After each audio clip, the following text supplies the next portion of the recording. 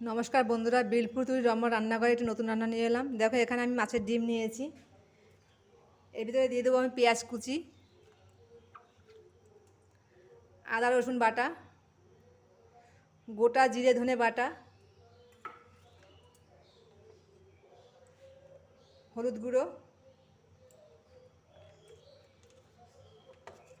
স্বাদ মতো লবণ,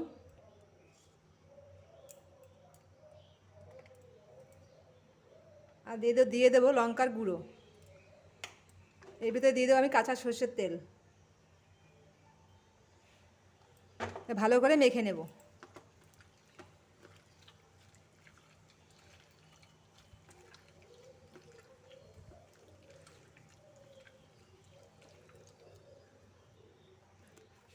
আর এর উপরে দিয়ে দেবো চালের গুঁড়ো।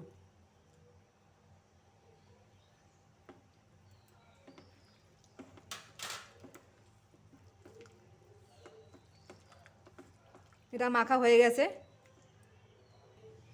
দেখো, কড়াইতে তেল দিয়ে দিয়েছি। আমি দিয়েছি সাদা তেল, তোমরা চাইলে সর্ষের তেলও দিতে পারো।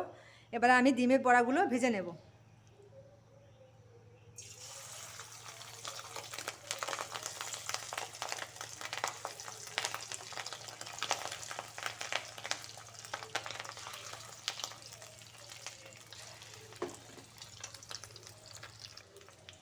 দেখো, ডিমের বড়াগুলো ওই পাশটা লাল হয়ে গেছে। এবার আমি একটু উল্টে দেবো।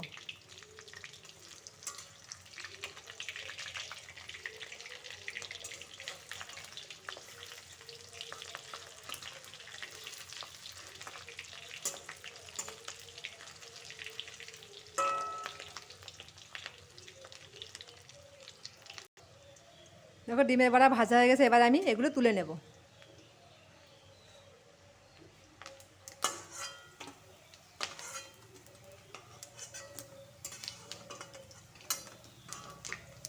বাদ বাকি ডিমগুলো ভেজে নেব। সব ডিম ভাজা হয়ে গেছে। এবার আমি এই তেলের ভিতরে একটু সরষের তেল দিয়ে দেবো।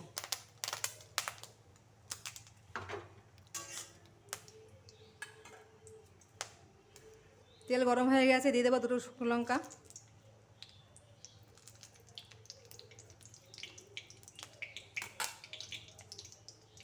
গোটা জিরে,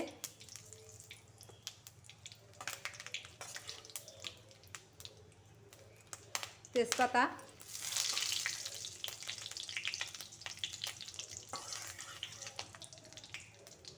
দিয়ে দেবো বেটে রাখা পেঁয়াজ,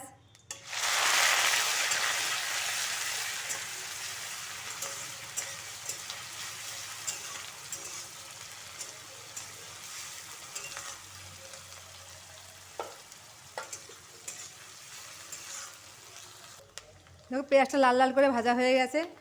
এবারে দিয়ে দেবো আদা রসুন বাটা।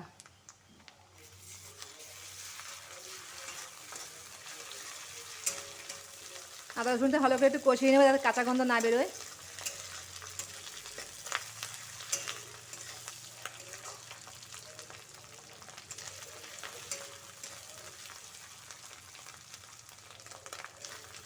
এবারে দিয়ে দেবো বেটে রাখা জিরে আর ধনে বাটা।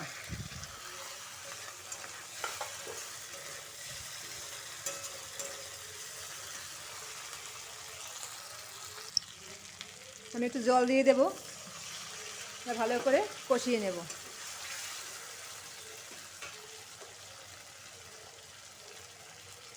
হলুদ গুঁড়ো, স্বাদ মতো লবণ, লঙ্কার গুঁড়ো। এবার ভালো করে কষিয়ে নেব।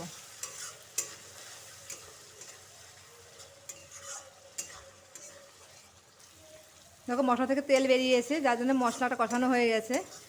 এভাবে ভেজে রাখা ডিমগুলো দিয়ে দেব। ডিম দিয়ে একটু ভালো করে নাড়ি চাড়িয়ে নেব।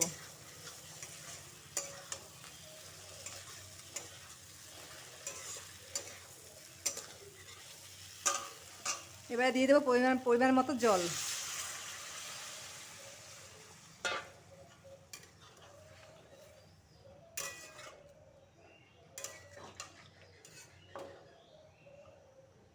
এবার 10 মিনিট আমি এটাকে জ্বালিয়ে নেব। 10 মিনিট আমি রান্না করে নেবো, ঢেকে দেবো এবারে। এখানে দিয়ে দিচ্ছি চেরা কাঁচা লঙ্কা।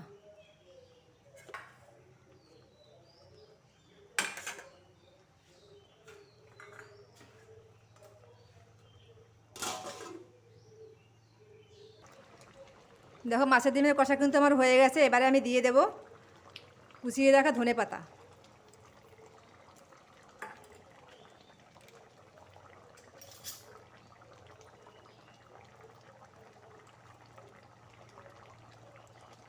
গরম মশলার গুঁড়ো।